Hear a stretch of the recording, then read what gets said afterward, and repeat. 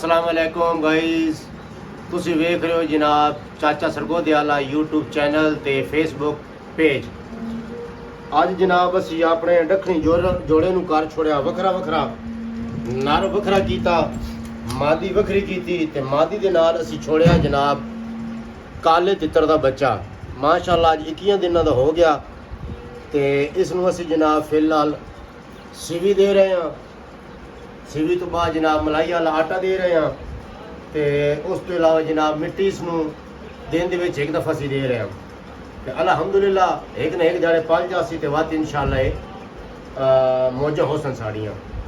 तो उस तो बाद जनाब तुहानूं शौक करवाने आओ जी।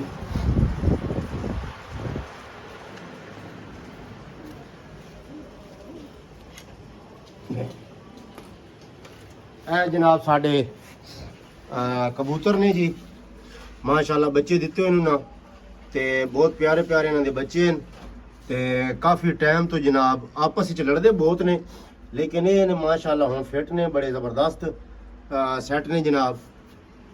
ते कोई दोस्त यार मैंने कमेंट्स च लाजमी दस्या है भाई आपस में लड़ते हैं उन्होंने के तरीका कार है। ए जनाब फैंसी कबूतर ने छोटी चुंझ वाले नाल इन्हों के छोटे बच्चे ने। ये जनाब साडा शौक है जी।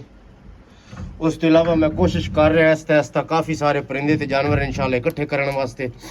उस तो बाद जनाब है साडा शेरे पंजाब जी, हुण निकल रहा बाहर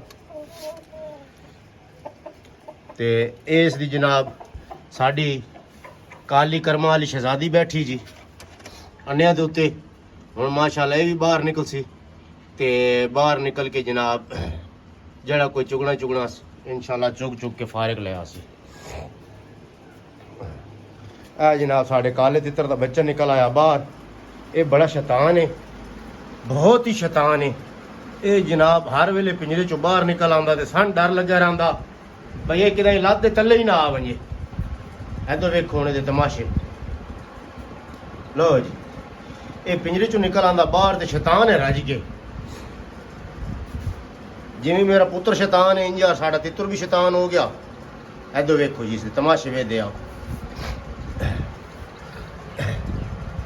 ए जनाब साडी मादी जी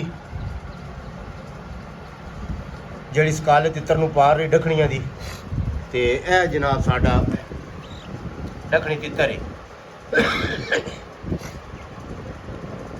मैं जनाब अपने सारे व्लॉग जितने भी हैं अल्लाह के हुक्म नाल पंजाबी च कर रहा ते तुहाडे दोस्तां दे अगे गुजारिश है बराए मेहरबानी मेरे यूट्यूब चैनल चाचा सरगोदियाले नूं सबसक्राइब भी करो, वीडियो लाइक भी करो, शेयर भी करो ते अच्छे अच्छे कमेंट्स भी करो ते अपने अपने शौक के बारे अपने दोस्तां जड़ा कोई शौक रखे हो उस शौक के बारे आगाह भी करो सन। ते मेरा फेसबुक पेज चाचा सरगोदियाला, मेरा यूट्यूब चैनल चाचा सरगोदियाला लाजमी जनाब फॉलो ते लाइक करो जनाब।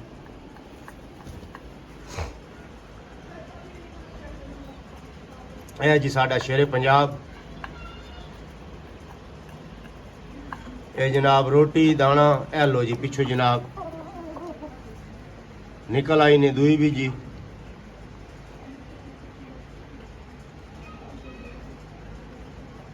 ए माशाअल्लाह जी अंडे ते बैठी हुई तो इंशाअल्लाह 9 या 10 तारीख नूं इसे चढ़दे महीने की 9-10 तारीख नूं इंशाअल्लाह अल्लाह खैर की ते चूचे निकलने शुरू हो वैसन।